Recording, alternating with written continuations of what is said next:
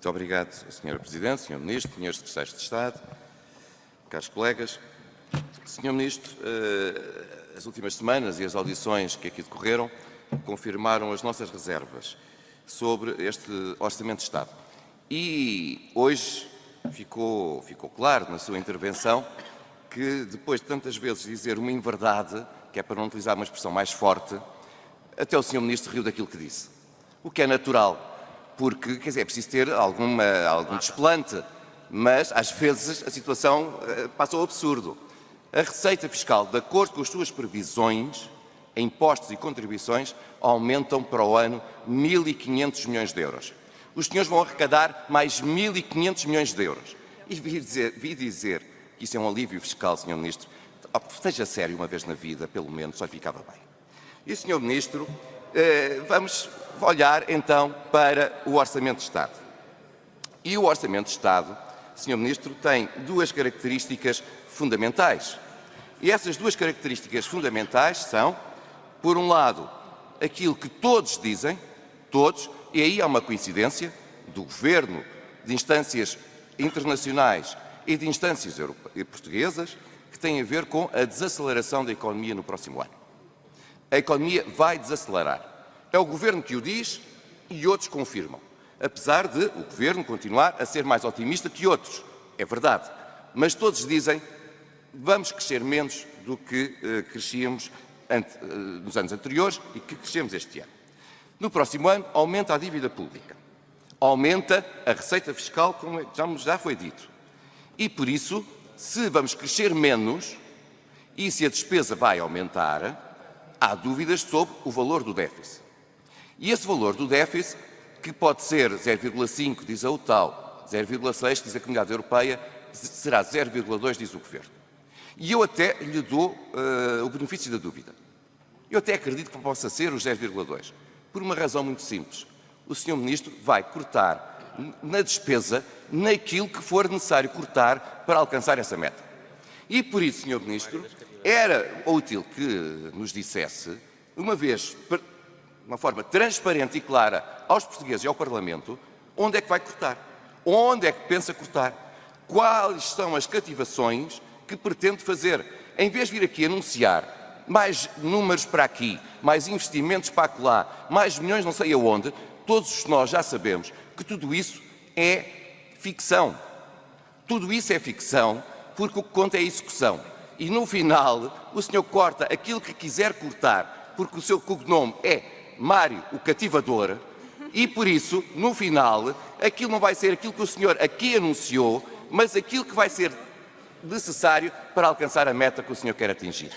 E por isso, quer dizer, é quase ridículo o senhor vir-nos dizer vamos aumentar o investimento na educação, ou na saúde, ou nas obras públicas, porque daqui a um ano, o senhor depois, quando vier mostrar os valores, se estivesse nessas funções, iria mostrar que não foi nada daquilo que aqui nos disse, porque precisou de cortar para alcançar a meta dos 0,2. O senhor já o reconhece quando diz o valor da UTAU não conta porque eu não vou gastar tudo aquilo que aqui está, e depois nós vamos confirmar que quem tinha razão é o Sr. Ministro, porque simplesmente não gasta aquilo que aqui anuncia. E, portanto, a pergunta é muito simples.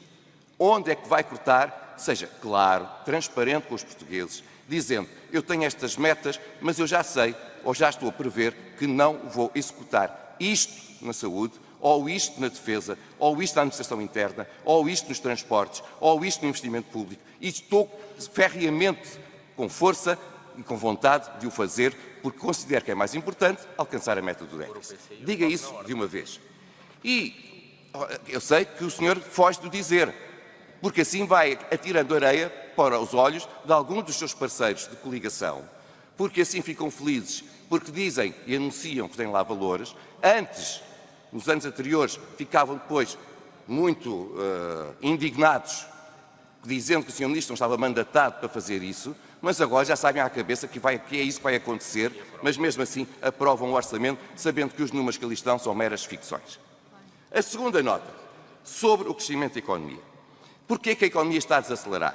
Está a desacelerar porque nós somos portugueses, somos piores que os outros? Nós, Sr. Ministro, nós estamos a desacelerar. Nós crescemos menos que os países, este ano, há 20 países da União Europeia que crescem mais do que Portugal. No próximo ano, se a sua previsão fosse realizável, havia 17 que cresciam mais do que Portugal. Se compararmos com os países da nossa dimensão, com uma economia semelhante à nossa, crescemos menos do que todos eles. Mas então por que é que isso acontece? Será que os portugueses são pior? Será que os ventos só sopram para os lados de alguns a título favorável e para nós sopra de outra fação? Não. O que acontece é que estamos com uma política orçamental errada. Uma política orçamental que não dá reais incentivos à poupança, que não procede às reformas estruturais do país, que não apoia as empresas e, por isso mesmo, a consequência ocorre. Ou seja, a economia não cresce como acontece em outros Estados, em outros países, lamentavelmente. Mas a outra característica deste orçamento é que é um orçamento manhoso. É um orçamento manhoso porque proclama uma coisa e depois daquilo que lá constatamos é algo completamente diferente. Por exemplo, o caso dos custos da energia. Foi proclamado até ao limite que ia baixar os custos da energia. Percebemos que estava longe de ser verdade essa promessa. Aquilo que nós lá temos é só o custo do contador de mais baixa potência. E foi-nos dito, é fácil, os portugueses que querem baixar a fatura energética, baixem o nível do contador.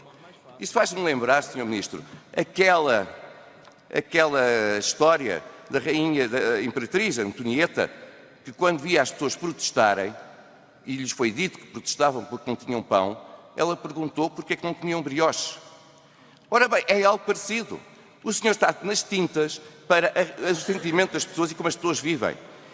Se o país precisar de mergulhar na idade das trevas, que mergulhe, para assim poderem baixar o contador e pagarem menos IVA energético. Mas isso foge à sua promessa, à promessa do Governo de baixar os custos com a energia. A mesma coisa com o imposto sobre os combustíveis. Foi prometido que ele seria neutral. Que não queriam aquela receita para fortalecer mais despesa pública. Só queriam manter a receita. Ao longo destes anos, são mais de 1.000 milhões que arrecadam. E quando se fala em baixar, esquecem a promessa e os vossos parceiros de coligação, que antes tanto criticavam a medida, calam-se e estão convosco e votam convosco. Foi dito aqui que... Vou terminar, Sra. Presidente, que as reformas antecipadas seriam facilitadas. Afinal, descobre-se que as reformas antecipadas serão mais complicadas. Que a contagem de tempo para os professores seria completa. Afinal, descobre-se que não é nada disso que está em cima da mesa. Todos os dias e todas as semanas há anúncios de novos hospitais que não saem do papel, como tem aqui vários artigos a anunciar novos hospitais, como se, pelo simples facto de se escrever na letra de um artigo orçamental, o hospital nascesse no dia seguinte, quando aquilo que constatámos ao longo de 3 anos é que nenhum apareceu. Sr. Ministro, isto é fraude atrás de fraude. E por isso mesmo só pode ter uma resposta por parte do PSD. Foi o voto contra, não desistimos de melhorar este orçamento, mas infelizmente não estamos com a expectativa de ver uma reação positiva da vossa parte. Muito obrigado.